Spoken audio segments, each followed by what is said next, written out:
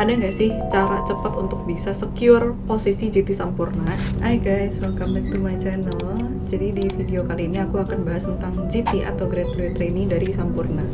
Nah, tapi take note dulu ya teman-teman, di sini tuh aku bukan lulusan Graduate Trainee Sampurna. Jadi aku di hire lewat pro hire dari HR-nya. Jadi informasi aku tahu ini adalah hasil aku nanya-nanya ke anak yang lolos GT gitu. Nah, GT Sampurna ini kebetulan lagi open sampai 29 Maret 2026.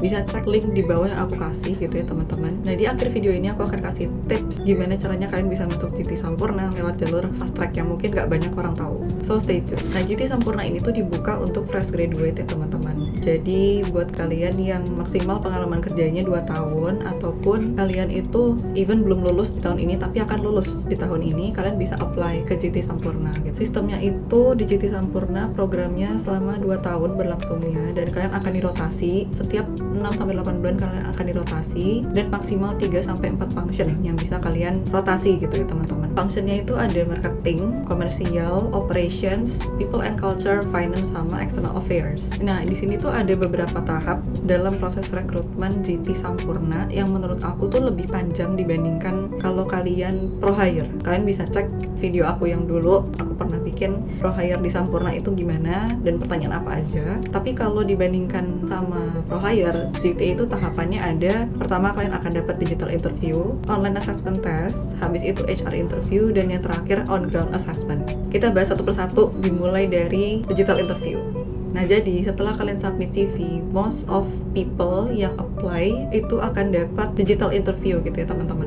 Di interview kali ini, kalian harus menggunakan bahasa Inggris dan itu sistemnya recording, jadi bukan kalian face to face interview sama HR-nya, belum sampai ke sana. Di sini kalian itu akan perlu recording maksimal 3 menit, tapi dikasih jeda 1 menit buat kalian mikir gitu jawabannya apa. Pertanyaannya mostly behavioral dan juga menggali latar belakang kamu.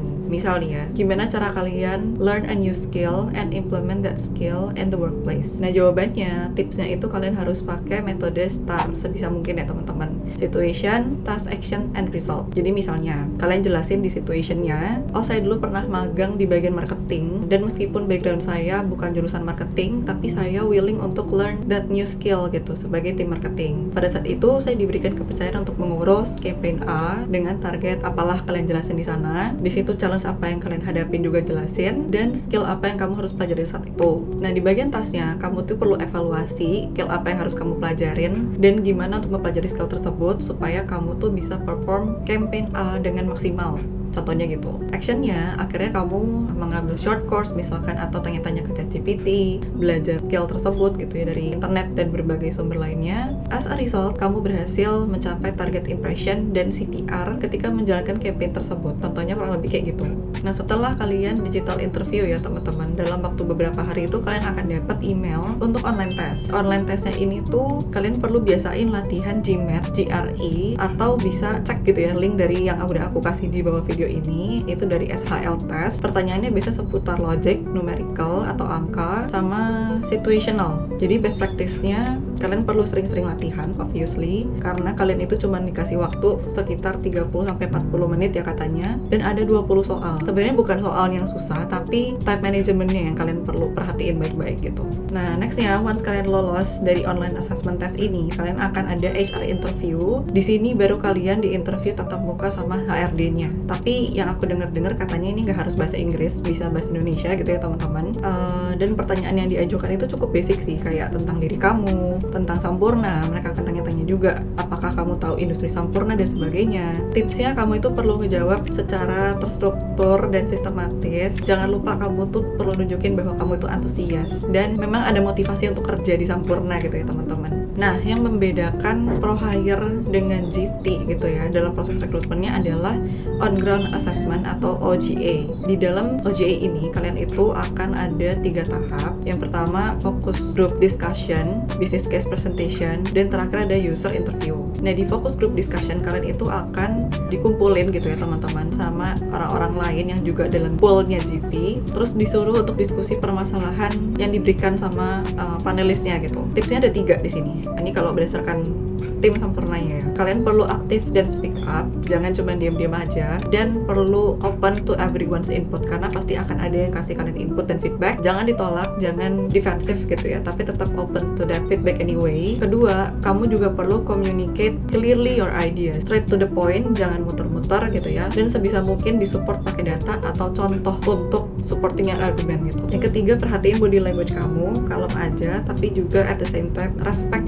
argumentasi orang lain gitu. Nah, habis fokus group discussion atau FGD, kalian itu akan ada namanya business case presentation atau BCP. Nah, selain online assessment test yang di awal tadi, menurut orang-orang BCP ini termasuk yang susah juga buat dilewatin gitu ya teman-teman. Untuk kalian yang udah sering ikut business case competition, kalian itu bakal udah terbiasa di sini. Tapi buat yang belum, please coba latihan cracking business case, presentasi, pitching ke investor gitu ya. Bayangin kalian itu lagi pitching ke investor dan pakai bahasa Inggris gitu teman-teman. Pelajarin juga banyak framework bisnis kayak Porter 5 Forces, terus AIDA gitu ya. Business acumen sama logiknya juga perlu jalan di sini karena kan ada diskusi gitu ya di presentasinya, jadi harus dinamis. Nah, tahap terakhir user interview ini tuh harusnya nggak sesulit BCP sama online assessment test di awal. Nah, itu lebih ke kamu ketemu sama user dan ditanya pertanyaan-pertanyaan yang relevan sama function kamu juga gitu. Terakhir, tahap final interview. Jadi tahap paling akhir ini kamu akan diundang interview oleh head function. Misalnya kamu bagian komersial gitu ya, kamu akan diinterview sama head of komersial. Tapi aku denger-dengar ada juga yang sampai diinterview di level director gitu ya. Specifically pertanyaannya tentang bisnis lagi-lagi. Dan setelah kamu selesai gitu ya, kamu akan diminta hadir ke kantor Sampurna. Dan setahuku ada proses onboardingnya di situ dengan GT Sampurna lain yang lolos seleksi juga. Nah, sebenarnya tips terakhir yang mungkin nggak banyak orang tahu gitu ya teman-teman, untuk bisa diterima di GT Sampurna, kamu itu bisa sebenarnya lewat jalur yang namanya Inkompas. Kalau biasanya yang daftar GT itu puluhan ribu orang gitu, dan kamu wondering ada nggak sih cara cepat untuk bisa secure posisi GT Sampurna? Jawabannya ada, melalui Inkompas gitu teman-teman. Basically Inkompas ini adalah competition gitu ya, atau innovation challenge, dimana kamu tuh perlu nge-submit ide bisnis yang terbaik yang sesuai dengan tema atau fokus yang dikasih sama si panelis itu. Bentuknya proposal sama video. Nanti dari situ bakal diseleksi sejumlah orang gitu ya, terus ikutan bootcamp. Kalau memang kamu menang, kamu tuh bisa kesempatan tahun lalu tuh kalau nggak salah ya, tour visit event ke PMI office di luar negeri, dapat cash reward juga, dan kamu yang paling penting bisa secure slot GT Sampurna. Nah, kamu bisa cek link Inkompas, informasi tentang Inkompas segala macam di link video yang ada di bawah ini juga. Dan buat kalian yang masih ragu mau apply GT Sampurna, perlu bantuan aku untuk review CV, feel free untuk klik link di bawah. Aku bisa bantu review CV kalian gitu ya teman-teman. Memang bukan jaminan untuk masuk ke GT Sampurna dengan review CV, tapi at least increase your chance untuk stand out di mata recruiter gitu. Jangan apply pakai CV yang masih terlalu artsy. Make sure it's ATS friendly anyway gitu teman-teman. Oke deh, sekian penjelasan aku tentang GT Sampurna dan jalur Inkompas. Feel free kalau kalian mau ada pertanyaan, aku bisa bantuin tanya ke HR di dalam Sampurnanya. Kalau kalian ada pertanyaan, feel free to comment down below, dan aku akan share pengalamanku yang lainnya. Tunggu ya. Thank you.